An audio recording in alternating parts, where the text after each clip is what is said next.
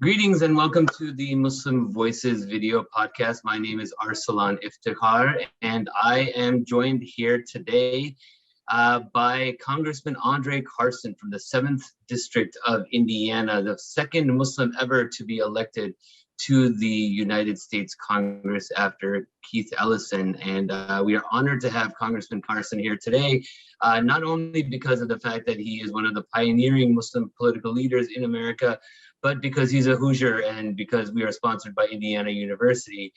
We are honored to have him as part of the Muslim Voices podcast for what I like to call 5 Ramadan questions with Congressman André Carson. Congressman, thank you so much for joining us here today. What an honor, man. It's great to be here, man, hanging out with some good folks. Thank you for having us. It's an honor to have you here, Congressman. And, from the jump, it's called the Ramadan questions, right? And you, me, and 2 billion of our Muslim brothers and sisters around the world are currently observing the Islamic holy month of Ramadan, fasting from sunrise until sunset, abstaining from food and drink for upwards of 15 hours per day for 30 days. And, for a lot of Americans, for a lot of non-Muslims, for a lot of folks who don't know a lot about Ramadan and some of our religious practices, they tend to, like to fixate on, the food and drink, the fact that we don't eat or drink for 15 hours a day. And so my first question to you, Congressman, is, what are some of your go-to pre-dawn suhoor meals that you like to eat in the morning for breakfast? And also on the flip side of that, when it comes time to sunset after, a long day on Capitol Hill, what are some of your go-to iftar fast-breaking meals that you have at night? So what do you like to eat in the morning and what do you like to eat in the evening for Ramadan? What's on Congressman Carson's menu? In the morning, I try to fill myself up with some good protein. I don't really eat I'm not a big breakfast person, so I have to make sure that when I do suhoor, that I have lots of protein. And honestly, I may slip some chocolate in there. I love sweets, man, and I need some fuel and probably an energy drink. But I also make sure I drink a lot of water too, because I usually work out in the morning, but sometimes it makes it more challenging during Ramadan unless I get up extra early. And I try to pack in the protein, but I got to get some sweets in there, man, some candy or something, man, to get that electricity for the day, man. I got to charge up my EV battery. Absolutely. For me, it's caffeine, right? So, a lot of folks, they oftentimes think, oh, you can't eat or drink for 15 hours. I'm like, that's fine. It's not having the caffeine, right? It's like you get lethargic, you get slow. I tell people that during Ramadan, for a lot of us Muslims, keeping it 100 is like keeping it 77 without caffeine, right? So, are you a caffeine person? How do you manage your caffeine intake? Energy drinks, Diet Mountain Dew, Diet Coke, all the good stuff. But I really like Kickstarter. It's a product from Mountain Dew that's just enough for me to get my boost if I'm not drinking coffee. Nice. And what about in the evenings when it's time to break the fast? What do you, if you had your choice of a dream meal, what would it entail?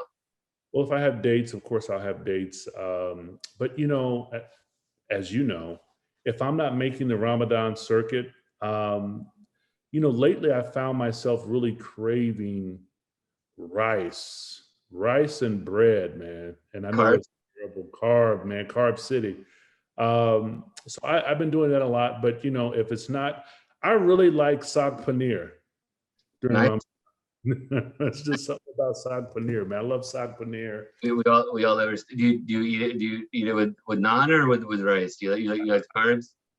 I gotta scoop it up with the naan, man. Come on, man. I gotta make what? I gotta make my sandwich, bro. And gotta throw some rice in there, but I really enjoy saag paneer, especially during Ramadan. Oh, that's fantastic. Well, thank you for sharing that. And on to some more serious topics. Last week during Ramadan, the world witnessed the conviction of George Floyd's murder on all 3 counts by a Minneapolis jury during the successful prosecution by Minnesota Attorney General, our brother, the first Muslim elected to Congress, Keith Ellison. I just wanted to get your thoughts, on how you felt when you heard the 3 guilty verdicts, and what lessons do you think, can and should be learned, from this tragic case and the verdict of George Floyd's murder? No, that's such an important question. First of all, I want to say that I'm extremely relieved that there was accountability in this trial. You know, the whole world saw George Floyd's murder, and it was clear that Derek Chauvin's behavior was cruel, it was unacceptable. And I got to give a shout out to our friend, Attorney General Keith Ellison, for his work on the case. I mean, he truly did the work of the people. And, you know, I used to always ask Keith, I'd say, what would you like to do outside of Congress? And he would always say, you know, I'd love to be Attorney General. Because Keith, at his core, I mean, he's a trial attorney. He's a rights advocate. You know, he's that guy. So proud of the work he did for the people. I think the biggest lesson that I took from the verdict was that it was a very positive step. We can't confuse accountability with justice. You know, justice would have been served if George Floyd had never been killed in the first place. And I think we will achieve justice when, you know, Black people no longer need to fear for their lives or, you know, have to live in this kind of fear because of white supremacy or white nationalism, and not to maintain this fear whenever they have an interaction with the police. So it's clear to me that we have a lot of work to do. When I looked at George Floyd, I thought about myself and my numerous interactions with law enforcement as a younger man before I was involved in law enforcement myself.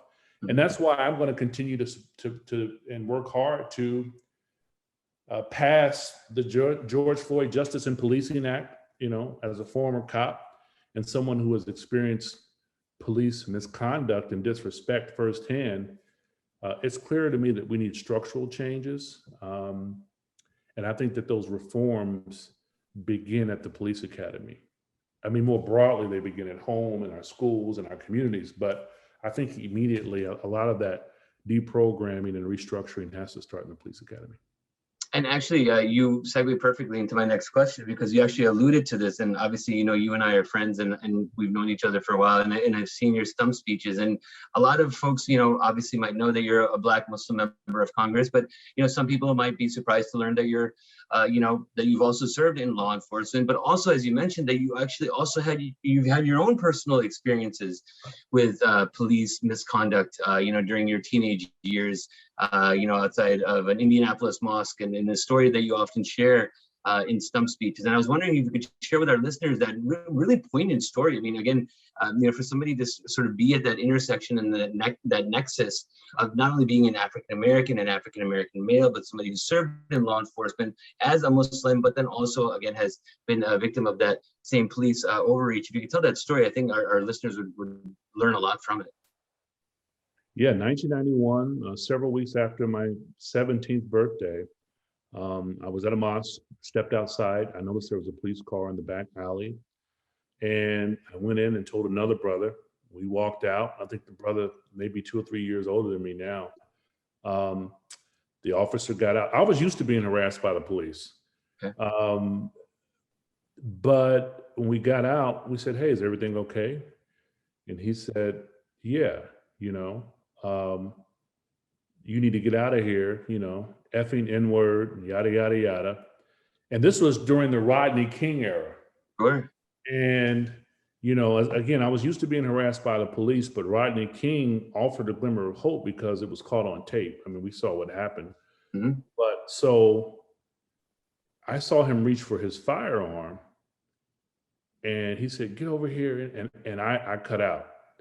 And the other guy ran. I ran back around to the mosque. Now, all these police cars, they just pulled up on the property. And, you know, a few fell in the process of, you know, trying to get us down. I mean, it wasn't, you know, we were being charged with battery on, I know I was being charged with battery on a police officer, resisting arrest, and fleeing. And I'm like, what in the world? I'm trying to stay out of trouble. Yeah. and trouble finds me. So they took the other brother to jail, and they almost took me to jail. And a police officer said, "Wait a minute, he's a juvenile." So they took me to the juvenile center. At that time, 1991, you couldn't get released on the weekend. Okay. And this was a Friday night. And they woke me up that morning. And the head of the juvenile complex said, there are a bunch of people in the parking lot and they refuse to leave until they know you're okay. Wow. And they walked me out to this room and I saw hijabs, I saw Muslims, I saw bow ties, I saw... It was a Brother Johnson moment. It was a Brother Johnson moment for real. The FOI was deep, MGT was deep, Muslims were deep, community leaders were deep. You had the nation of gods and earths out there, the 5% nation out there. You had some, Vice Lord's disciples. You had some pastors. It was deep out there. They ended up releasing me that day. And I had a court date, I think it was that Monday. And when I reported to the juvenile complex, a gentleman walked out and said the charges have been dropped. And, I went back to school that week. Of course, I was a hero because they never mentioned my name on the news, but the word had gotten out because, I was a juvenile. So, sure. Yeah, man. And that kind of sparked, the activist in me, because if I thought about turning back, I couldn't now, it was warfare. So we had some interesting times during that time, some protests and that kind of thing. And at the time, my lens was, even though I was being raised by this grandmother who was in politics, she was a township official at the time. We lived in, crack-infested community. My lens was, you need an outside agitation. But as I grew and had some false starts, I ran for school board and lost. But, being raised by her, I discovered that, yes, you needed outside agitation, but you needed allies on the inside. You needed inside instigation to produce legislation. Sure. And so those are two critical elements that are so important, man. But even when I went to the police academy, one of the training officers said, some of you all like to jump on cops. It's not going to happen here. I'm like, oh, great. And it was a learning experience, but I went through a lot in law enforcement. Had a lot of teachable moments. And that's what, after an experience like that, Andre, like, how were you still able to go into law enforcement? I mean, That's a great question. So that happened. I'm a failed rapper, right? But I was doing. We're all failed rappers. Okay, right. We're all failed rappers. I know that's right. Look at you now. I know that's right. Your love of words is important, is apparent. Metaphor, simile. But thank you. I needed that. But I was doing some security work, and a gentleman approached me and said, "Hey, you're very sharp. I'm going over to this agency to head it. They need more African American men." Okay. I said, "What agency is it?" And he said, "It's the excise police." I said, "Aren't those like the beer cops or something?" He said, "No." Folks from IU know the excise police. He said, "No, it's more than that." He said, they were created during the era of Prohibition to fight the Chicago Mafia, which is, up the road. Yep. And, they do gaming, prostitution, narcotics. So in Indiana, if you own a liquor permit or whatever, which many criminal enterprises do, sure, you have to give up your Fourth Amendment search and seizure rights. So a lot of FBI, a lot of the agencies, the FBI, ATF, state police, local police, they would use our agency because they didn't want to have the headache of going through a judge. For probable cause warrant. Probable cause, absolutely. So and it's a plainclothes agency. I mean, we have auxiliary uniforms, but what it would take the average cop, 10, 15 years to become a detective or work undercover, you start from day one with excise police. And I was shipped off to Lafayette, Indiana, West Lafayette, Indiana, home of Purdue University. And we had 22 counties. I was the only brother at the time up there. And it was a learning experience, man. I made friends with a lot of farmers and stuff, but in the police academy, a lot of people let me know in no uncertain terms that they knew my history. But you know what? I still have some lifelong friends there. But I work with people who listen to Rush Limbaugh every day. They had some opinions that were very far to the right, but it created a space for me to educate. I remember going to a firing range and there was a picture of Osama bin Laden at the range. I'm like, what in the world is going on? But it allowed me to use my voice being the only brother and being the only Muslim there, to state my opinions. And I like to think that I earned respect there. But being a Black man and seeing the other side of law enforcement, I'll never forget Brother Arsalan, when I was in the police academy. There was a young recruit from one of the county sheriff's departments. I won't mention which.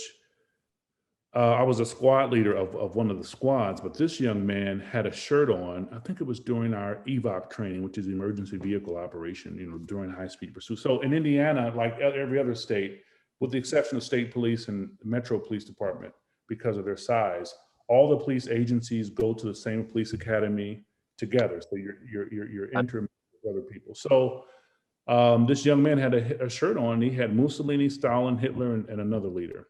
Oh, wow. And we reported him to one of the trainers, and the young guy, he was like, well, I don't agree with everything Hitler has done, but he did do some good things. I mean, he was sincere. And I'm like, wow, nothing happened to him. Yeah. I mean, that's the kind of culture that we were in, and many are still in. But it did give me a glimpse into seeing how a lot of white nationalist empathizers and sympathizers and members are a part of the law enforcement apparatus. Yeah, that's actually a good segue into my next question, which again happened last week in your hometown of Indianapolis, when a 19-year-old man who police say fatally shot 8 people at a FedEx facility, half of them, 4 of whom were Indian Sikh workers, had visited white supremacist websites on his computer when officers searched his home last year. Even his own mom, who had called law enforcement on him, said that he was threatening to commit suicide by cop and had his gun taken away, and yet he was still able to obtain another gun to create this mad shooting. And so obviously in the aftermath of the FedEx massacre in Indianapolis, what are your thoughts in terms of both gun control and the rise of weaponized white supremacy that we're seeing around the country, in recent days? My heart breaks over this mass shooting and every other mass shooting, quite frankly. Again, I want to send my deepest condolences to members of the local Sikh community, which have lost 4 members, and the other Hoosiers were affected. There's still a lot that we don't know about the suspect and his motivations. But, I don't want to get ahead of an ongoing investigation. What I can say is that this person should have never had access to a deadly weapon. When people who have a history of mental illness and instability are able to legally purchase a weapon, we have a big problem in this country. Red flag laws, like the one in Indiana, they aren't enough by themselves to prevent gun violence. Now, we also need to pass nationwide reforms that will keep guns out of the wrong hands. At the federal level, Congress, we're taking action to stop gun violence. I strongly support reinstating the assault weapons ban, and I'm an original co-sponsor of the legislation. This includes militarized ammunition and other features that turn a handgun or even a rifle into a military style weapon that's designed to really kill as many people as possible. So when Congress passed the Brady bill, it also enacted the assault weapons ban. Now, sadly, the bill had a sunset provision, so it didn't make it permanent. But, since the lapse of the assault weapons ban, there has been a large increase in many of these terrible attacks. And many of these may not have been carried out, or they wouldn't have been carried out if the assault weapons ban had been in place. So I've co-sponsored a number of bills really aimed and focused at keeping guns out of the hands of people who would like to use them to commit horrible acts of violence against innocent people. And that includes bills to make gun trafficking illegal, close the gun show loophole, and so much more. And I'm very pleased to have voted for H.R. 8, which is the bipartisan background check, which passed the House. And what H.R. 8 effectively does is that it has provisions that make gun trafficking illegal. It really ensures that there are background checks and internal controls in place for all gun sales, particularly those between private parties. I also voted for the enhanced background check. That closes the Charleston loophole. Currently the FBI has 3 business days to conduct a background check on a firearm transfer. Okay. And if they don't finish in time, the recipient can still get a gun. Really? And, that's effectively how the shooter got the firearm he used to kill 9 people at Emmanuel African-American Methodist Church in Charleston. So our bill extends the window for a background check to a minimum of 10 business days. So I'm also urging the state government of Indiana to act on gun violence. We have states across the country, as you know, they're enacting legislation to repeal handgun permits. And our Indiana General Assembly this year considered a bill to repeal gun permits as well. Fortunately, it failed, but efforts like this are what make our state and country less safe. Eliminating permits for guns is one of the most illogical proposals I've seen. If every American needs a permit or a license to drive a car, why wouldn't every American need a permit to purchase or own a deadly weapon? So we need more common sense and smart reforms that make our community safer. And every mass shooting is different, and no single policy can prevent all of them. Right. But to say there's nothing that we can do is totally false. And it's really an insult to every victim of gun violence. That's true. And my final question, Congressman, is in this first year of a Joe Biden presidency, what are some important policy issues, both domestic and foreign, that you are hoping that the Biden administration will undertake in the remainder of this year? What are some of the key areas that you hope the administration will focus on, both domestically and foreign policy-wise? Well, we've hit 100 days of the Biden presidency, and overall, I'm pretty happy with what he's done. I think for me, enacting the American Rescue Plan, which I was honored to vote for, getting vaccines to Americans. We're trying to go for 200 million shots, ending the Muslim ban, Trump's Muslim ban, ending the ban on trans troops in our military, getting a more diverse cabinet. This infrastructure piece I'm real excited about, coming from the heartland. I think that, if you talk about, I think he wants hundreds of thousands of EV stations, charging stations, light rail, having a system from Chicago to Indianapolis to Louisville or even St. Louis. That's promising. Repaving and restructuring over 30,000 roads and bridges. These are job creators. I think we're off to a good start within the first 100 days. There's still more that we can always do. I'd love to see the Israeli-Palestinian conflict resolved, but that's a lifelong dream. I'd like for us to be more bold as it relates to strengthening our relationships with some folks in South Asia, the government of Pakistan, being bold about protecting Kashmir and the Kashmiris. And I think really seeing what we're going to do in terms of, I know we're withdrawing our troops in Afghanistan, but being clear with the American people about attempts to leave a residual force and what that may look like. I think that, in being bold, we have to make sure we're addressing and reducing racial inequality. We have to be bold about our Israel, who's a critical ally, and their mistreatment of Palestinians. I think we have to use our leverage to demand that they stop these human rights abuses. We still want to make America a leader in ending the climate crisis. General Motors announced in the next 7 years, their entire fleet is going to be fully electric. I think Ford is going to follow suit. I want to follow suit personally. But I also think that we have to protect reproductive rights for women. Roe v. Wade is more important than ever, basically due to the makeup of the Supreme Court. And, I'm really big on financial literacy. I'm going to reintroduce my Financial Literacy Act. I met with educators across the country. They would love to teach financial literacy in their schools, but they said to me, they're already stretched thinly because of testing requirements. And so I think the idea is to partner up with credit unions and banking institutions, accountants, and it's not to make folks hedge fund managers necessarily, but it's to give average Americans, the tools that they need to understand basic financial concepts to make better financial decisions. You mentioned Supreme Courts. I got to ask, do you support expanding the Supreme Court to beyond 9 justices? Absolutely, I'm very much open to it. I think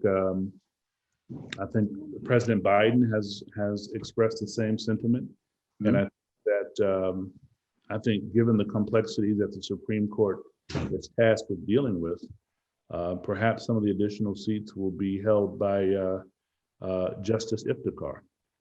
I don't know about that, but what I do know is that Congressman André Carson, we at Indiana University Muslim Voices are extremely honored that you took time out of not only your busy schedule, but during Ramadan when you're fasting, and we're about an hour and 25 minutes away from breaking our fast. And so I want to thank you on behalf of Muslim Voices. I want people to follow you at carson.house.gov. Find André both on social media, Twitter, Facebook, Instagram.